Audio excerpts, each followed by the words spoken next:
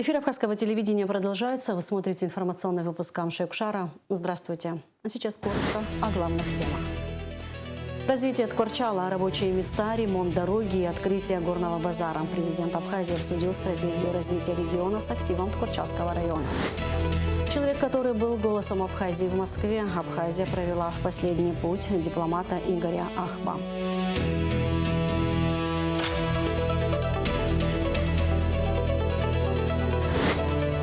Проекту «Тикетми» 3 года. Удобная покупка билетов. Скачивайте мобильное приложение и будьте в центре главных мероприятий страны. Более 210 миллионов рублей направлено на ремонтные работы и благоустройство Ткорчала с начала этого года. Средства пошли на финансирование 25 объектов, сообщил глава администрации Герман Кочарава на собрании актива района, которое прошло с участием президента Бадры Гунба, вице-президента Беслана Бигвава и премьер-министра Владимира Дылба. Подробности заседания в материале Шезины Ханагуа.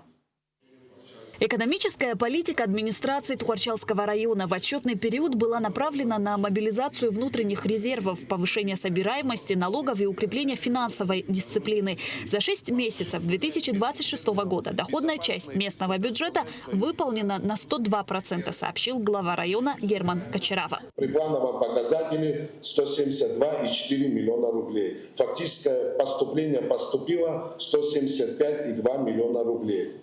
Собственные доходы района перевыполнены на 117%. При плане 22,2 миллиона рублей в бюджет поступило 26,2 миллиона рублей.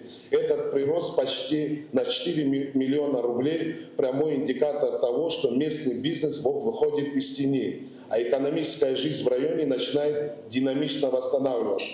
Субсидии поступили в объеме 74,8 миллиона рублей. Дотации составила 72,2 миллиона рублей. Субвенция поступила в размере 2 миллионов рублей.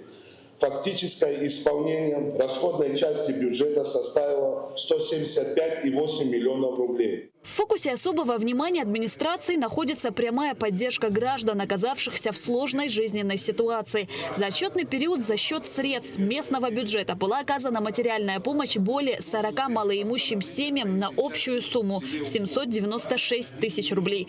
Параллельно по линии республиканской программы государственной социальной помощи гражданам, прописанным и проживающим на территории Ткорчальского района, за январь-июнь 2026 года выделено более 14 миллионов. За первое полугодие 2026 года в районе развернут масштабный объем строительных и ремонтных работ. Общий объем ассигнований из средств республиканского бюджета, включая инвестиционную программу содействия социально-экономического развития Республики Абхазии, за отчетный период составила 63,5 миллионов рублей. А межбюджетные трансферты из республиканского бюджета достигли 148,2 миллиона рублей. Через управление капитального строительства полностью профинансированы и завершены работы по капитальному ремонту кровель многоквартирных домов на общую сумму 25 миллионов рублей.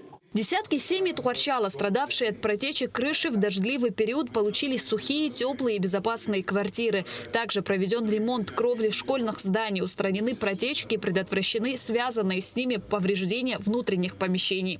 В отчетном периоде реализован комплекс мероприятий по развитию дорожной сети, повышению безопасного дорожного движения и укреплению транспортной связанности территории на общую сумму 32,8 миллионов рублей. Что туда входит? Ограждение детских площадок, ремонт участка автодороги Первая Бедя, укладка асфальтобетонного покрытия по улице Махаджиров, восстановление проезжей части села Умрич, ремонт проселочной дороги в селе Чигуара, ремонт проселочной дороги Царчач-Квартал, ремонт автодорожной части и расчистка территории в селе Агубедья, капитальный ремонт автодороги к резервуару село Речку. Восстановление сельских и проселочных дорог полностью сшивает транспортную инфраструктуру района, ликвидируя изоляцию отдаленных сел. Это гарантирует беспрепятственный проезд скорой помощи, школьных автобусов, а также позволяет местным фермерам быстро и безопасно доставлять свою сельскохозяйственную продукцию на местный рынок.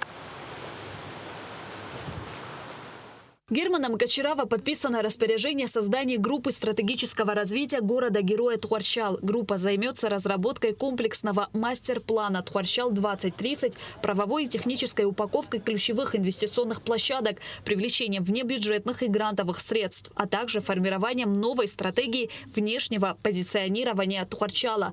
Глава района предложил Бадре Гунба войти в состав группы в качестве почетного члена. К слову, развитие города уже заметно. К примеру, из резервного фонда Кабинета министров ко дню города-району президентом были выделены целевые средства в размере 5 миллионов рублей на благоустройство нового сквера напротив парка Ардзанба по улице Апсилов. Увеличивается и число объектов, восстанавливаемых как в рамках инвестпрограммы, так и за счет собственных средств. Расчистка и ремонт дороги в Агубеде и строительство мостового сооружения по дороге Тхуарчала-Кармара не просто улучшили качество жизни сельчан, но и открыли безопасный, удобный доступ к уникальным историко-архитектурным памятникам для туристов.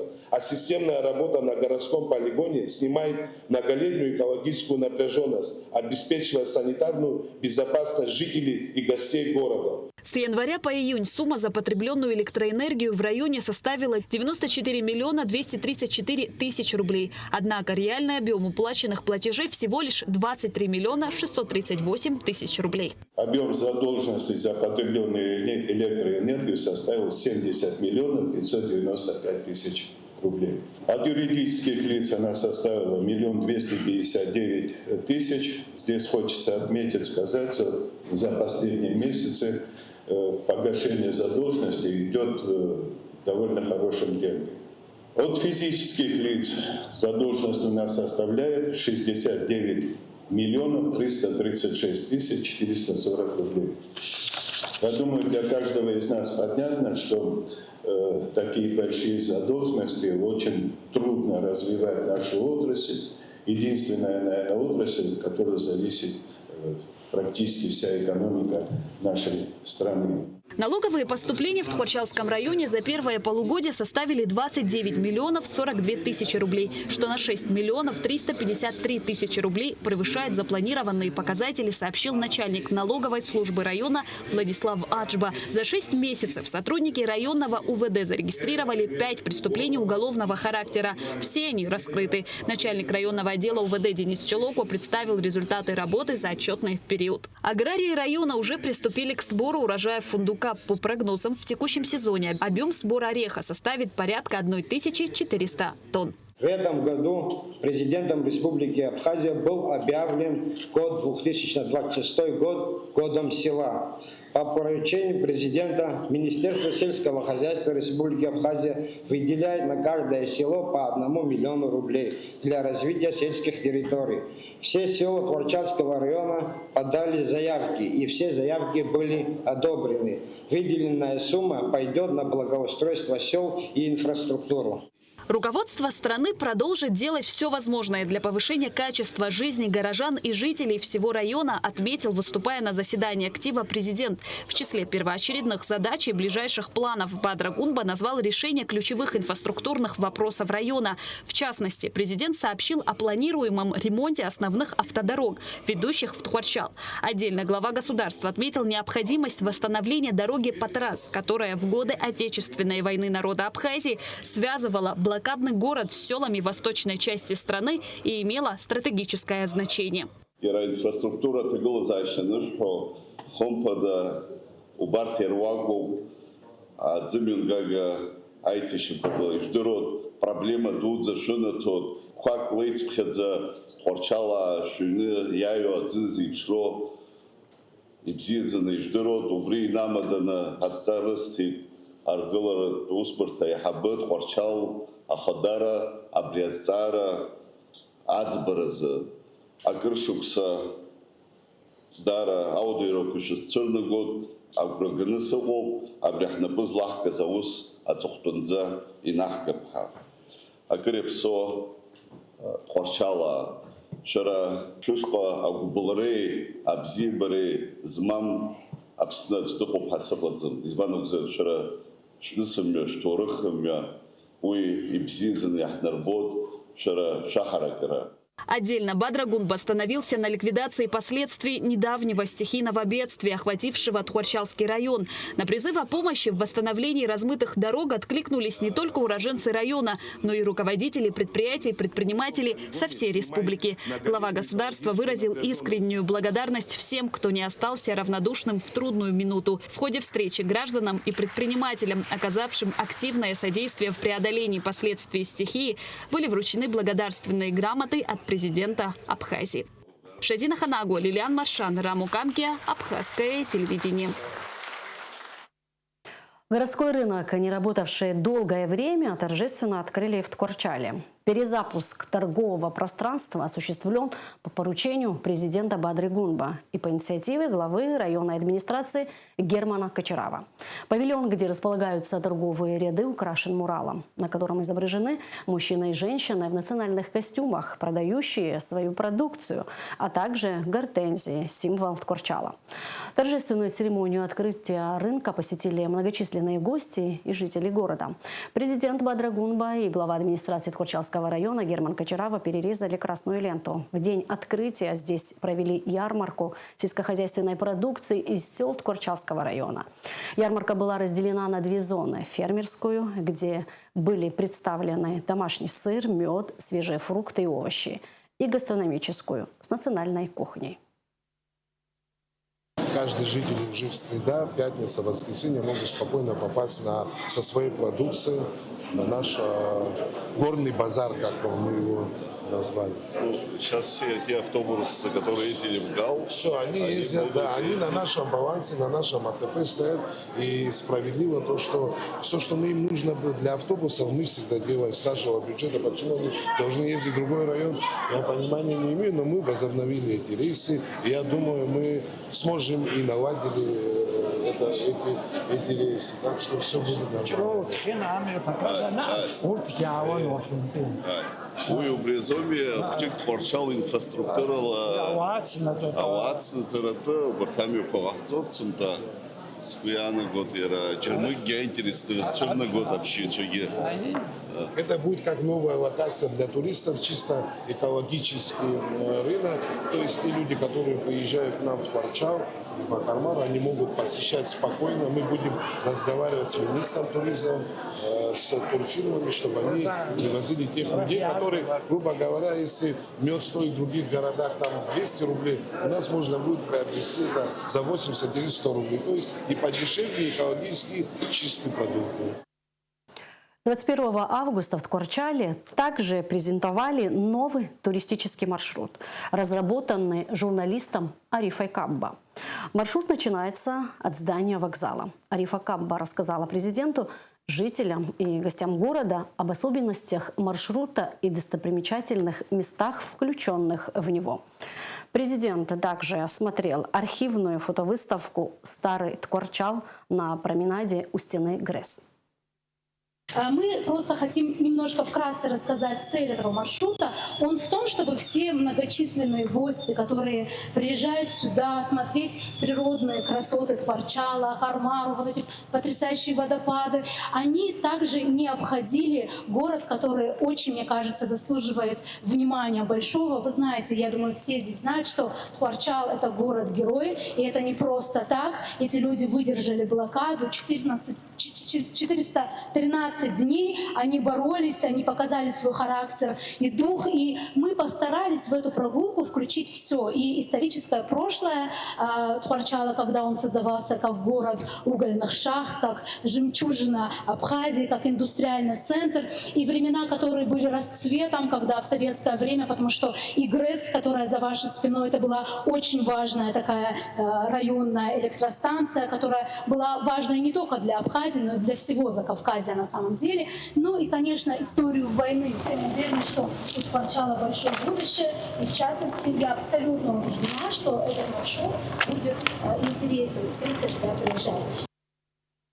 К Сухуми простились с первым послом Абхазии в России Игорем Ахба.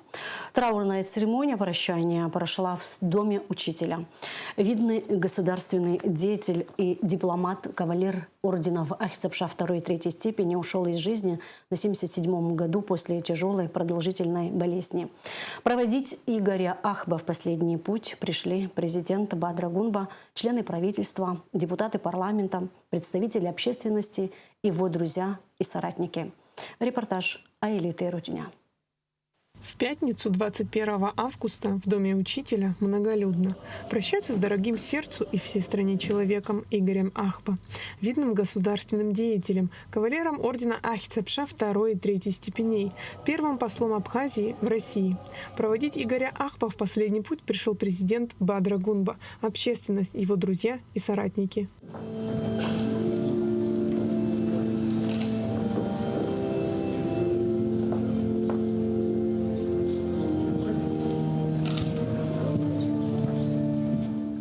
Государственный и политический деятель Сергей Шамба был знаком с Игорем Ахба с юных лет. Они учились в одной школе, но гораздо больше их сблизила политическая деятельность. Игорь Ахба был умным, грамотным, веселым человеком, разбирался в музыке, искусстве, вспоминает Сергей Шамба. А когда решались важные общенациональные проблемы, Игорь Ахба был в гуще событий.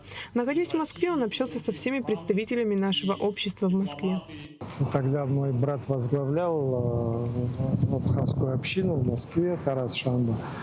Он близко с ним тогда сдружился, и вот до последних дней жизни моего брата они очень тесно всегда общались. С Владиславом Арценбо также он познакомился, когда работал Игорь в библиотеке имени Ленина научным сотрудником, да, Владислав Арценбо был научным сотрудником Института востоковедения. Они там познакомились, тоже часто общались. И, конечно, Владислав Григорьевич не мог не разглядеть в нем способного молодого человека. Он был юристом, закончил МГУ, хорошо образованный, умный молодой человек. Конечно, приглянулся Владиславу Григорьевичу, именно поэтому он во многом дела, которые решались в Москве, рассчитывал на поддержку Игоря Ахба. В этот день прощаются с другом, дипломатом, человеком, который горячо любил свою страну. Те, кто его знал, говорят, что это был без преувеличения выдающийся человек. После признания России независимости Абхазии в 2008 году на базе представительства было создано посольство республики. Ахба стал его первым послом. Он был открытым, добрым, но при этом очень настойчивым и бескомпромиссным, когда речь заходила об отстаивании интересов Абхазии. Мы еще долго будем осмысливать его вклад в развитие абхазской национальной дипломатии, в развитие контактов с нашими внешними партнерами, прежде всего с нашими союзниками и друзьями, с Россией. В деле укрепления этих связей роль Игоря Ахба, она очень велика. Он внес огромный вклад в представление наших интересов, пользовался особым доверием нашего национального лидера Владислава Григорьевича Арценбо. Неоднократно и во время моего пребывания в Российской Федерации, непосредственно в Москве, и будучи в Абхазии, когда возникали определенные сложные моменты, я всегда знал для себя, что есть Игорь Муратович, наш старший друг, профессионал, кому можно позвонить, посоветоваться и всегда услышать совет, дельный совет и напутствие. Игорь Ахба был одним из соратников национального лидера Абхазии, первого президента страны Владислава Арценбо. С 1992 года он возглавлял полномочное представительство Республики Абхазия в Российской Федерации. В 2004 году являлся министром иностранных дел республики. В войну 1992-1993 годов создал и возглавил оперативный штаб по оказанию всесторонней помощи Абхазии. Игорь Муратович останется в памяти людей, которые его знали хорошо. Но мне кажется, и вообще в целом в памяти народной, как человек высочайшего профессионализма, человек, который всю свою жизнь, и это не преувеличение, это не пустые слова, посвятил служению Абхазии, народу нашему, который был бескорыстным.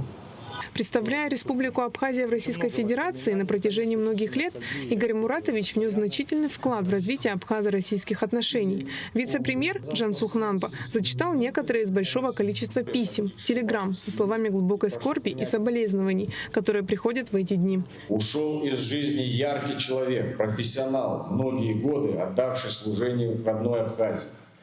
Добрая память об Игоре Муратовиче навсегда сохранится в истории Абхазии, в сердцах его близких коллег, друзей. Алан Элбакир, чрезвычайный полномочный посол Республики Абхазия в Республике Южная Осетия. Игорь Ахпа был достойным и преданным своему отечеству человеком. Он не только стоял у истоков современной абхазской дипломатии, но и был одним из основателей общества абхазской культуры в Москве, абхазской газеты и абхазской воскресной школы. Айлита Арутюн, Алексей Гухава, Абхазское телевидение. Набором политических штампов и попыткой проигнорировать сложившиеся на Южном Кавказе исторические и правовые реалии назвали заявление западных стран в СБ ООН в МИД Абхазии. В дипломатическом ведомстве отметили, что попытки представить события августа 2008 года как внешнюю агрессию прямо противоречат выводам Международной комиссии под руководством Хайди Телявини, четко зафиксировавшей вину Грузии в развязывании войны. Выбор народа Абхазии в пользу независимости стал результатом реализации права на самоопределение и гарантии выживания в ответ на многолетнюю агрессивную политику Тбилиси. В МИД подчеркнули, что отношения между Республикой Абхазия и Российской Федерацией носят равноправный и стратегический характер, а их договорно-правовая база насчитывает более сотни соглашений. Попытки трактовать законное двустороннее сотрудничество и формирование механизмов коллективной безопасности как оккупацию являются фальсификацией и вмешательством во внутренние дела суверенного государства, говорится в комментарии ведомства. МИД Абхазии также обратила внимание на то, что зачитанное заявление не является официальным документом Совета безопасности ООН. Из 15 государств, членов Совбеза, к этой акции присоединилась лишь узкая группа западных стран, тогда как большинство членов СБ ООН отказались от участия в ней. Россия будет продолжать прикладывать усилия для установления долгосрочного мира на Южном Кавказе и развития диалога между Абхазией, Южной Осетией и Грузией. Так, постпред Российской Федерации при ООН Василий Небензя, выступая перед началом пресс-подхода западных членов Совета безопасности ООН, прокомментировал 18-ю годовщину вооруженного нападения Тбилиси на Цхинвал 8 августа 2008 года. Российский дипломат напомнил, что Россия действовала в соответствии с уставом ООН и имела все основания для начала операции по принуждению грузинской стороны к миру.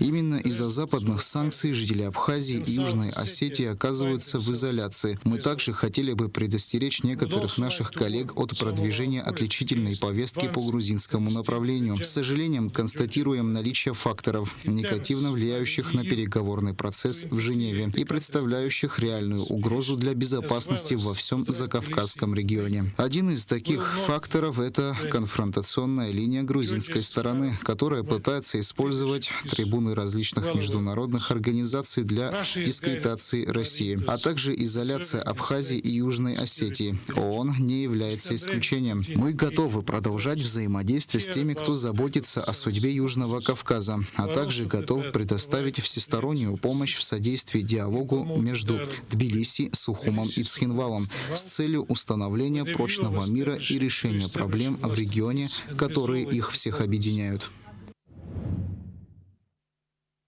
В Генеральной прокуратуре рассмотрели результаты внеплановой проверки качества расследования уголовных дел и проведения процессуальных проверок по сообщениям о преступлениях в период с мая по июль этого года. В частности, обсудили выявленные в ходе проверки нарушения и недостатки.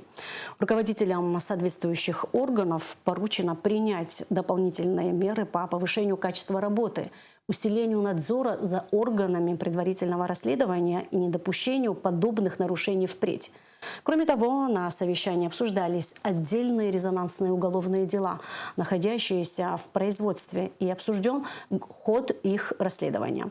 Генеральным прокурором Адгуром Агырба даны соответствующие поручения по обеспечению объективного, полного и всестороннего расследования указанных уголовных дел. Следственным управлением Генеральной прокуратуры Республики Абхазия продолжается цикл обучающих лекционных занятий, направленных на повышение уровня профессиональной подготовки сотрудников органов предварительного расследования и совершенствования практических навыков производства следственных действий. Очередное занятие состоялось сегодня с участием следователей и помощников прокуроров прокуратур Ачимчирского и Гулрыбского районов. В ходе лекции были рассмотрены актуальные вопросы организации и проведения проверки показаний на месте, а также особенности применения данного следственного действия в практической деятельности органов предварительного расследования. Особое внимание было уделено вопросам соблюдения требований уголовно-процессуального законодательства, правильной организации следственного действия, фиксации его хода и результатов, а также оценки полученных сведений в совокупности с другими доказательствами по уголовному делу. Проведение подобных занятий способствует обмену практическим опытом, повышению профессионального уровня сотрудников и совершенствованию качества расследования уголовных дел.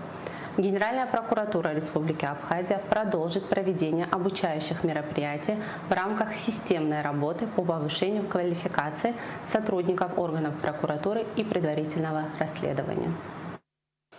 В офисе Всемирного Абхазо-Абазинского конгресса состоялась презентация фильма доктора филологических наук, профессора АГУ, заслуженного журналиста Абхазии Екатерины Бебе.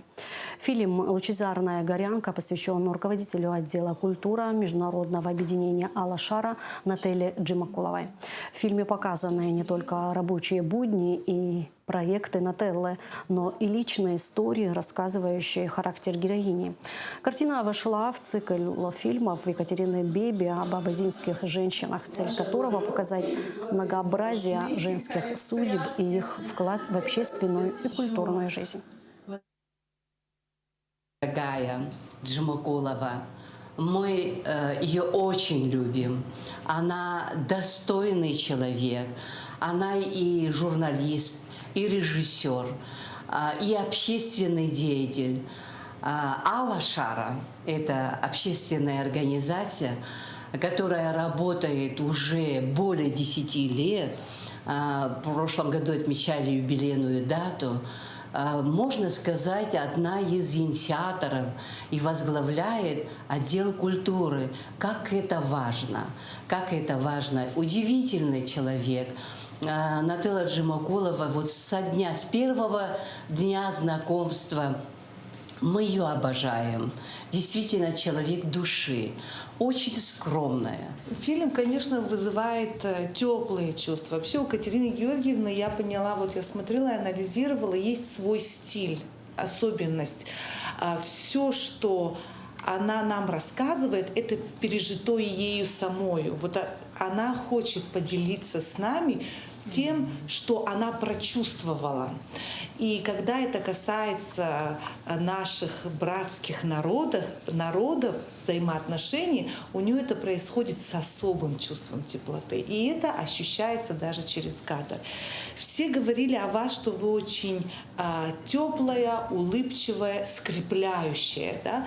Но такие люди обладают особенной силой. Значит, у вас есть воля, стойкость, смелость, потому что все те мероприятия, которые вы проводите, всю вот эту смысловую нагрузку, которую вы берете на себя, объединяя абазинских женщин, это говорит не только о вашей мудрости, в вашем возрасте, я уверена, присутствует, это все подчеркнули, но я поняла, что вы еще обладаете силой воли.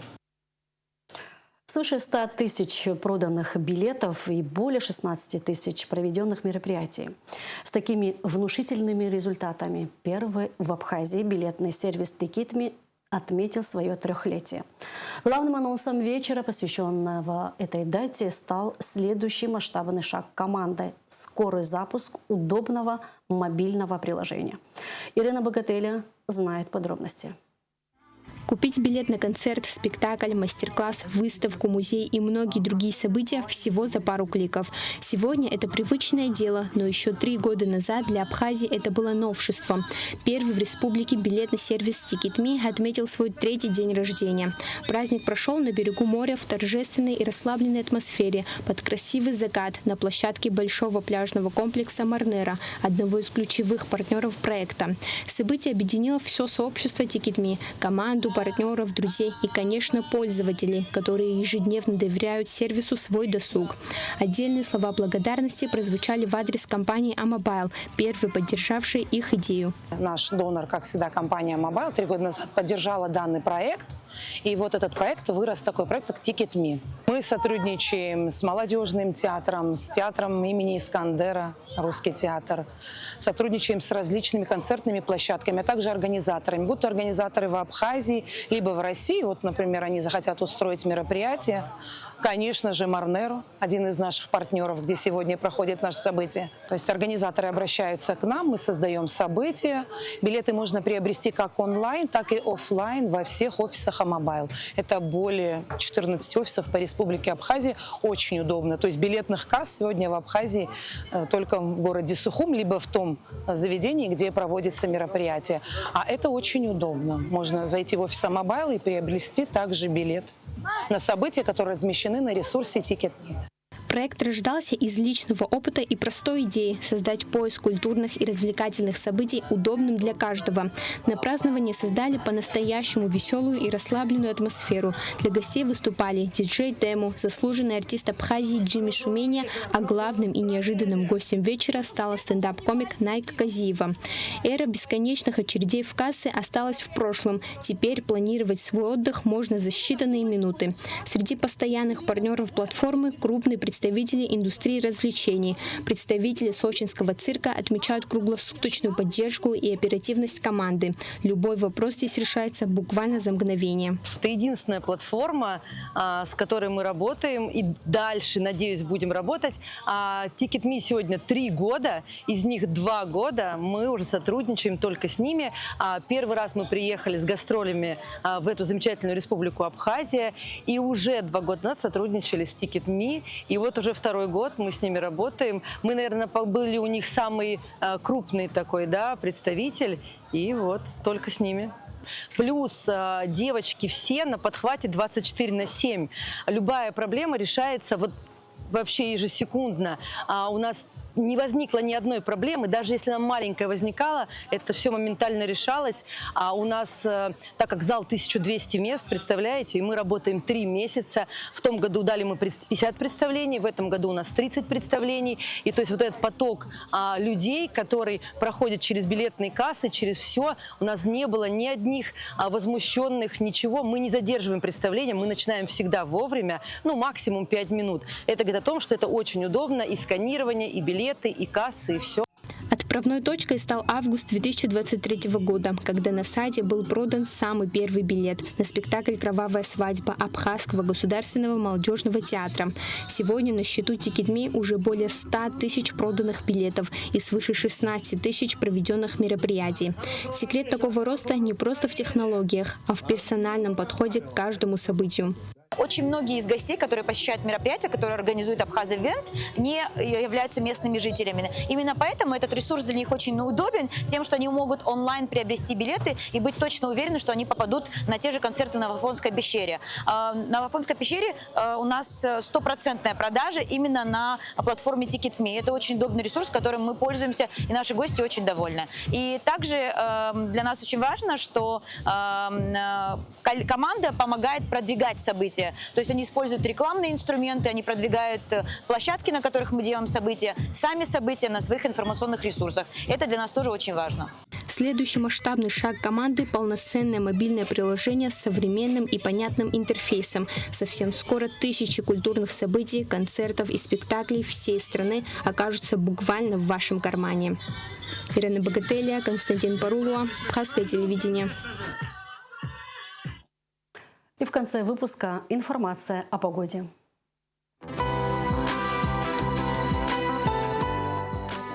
В выходные дни в Абхазии ожидается преимущественно ясная, удушливо жаркая погода. Температура воздуха ночью плюс 19-24, днем плюс 32-37 градусов. Температура морской воды плюс 26 градусов.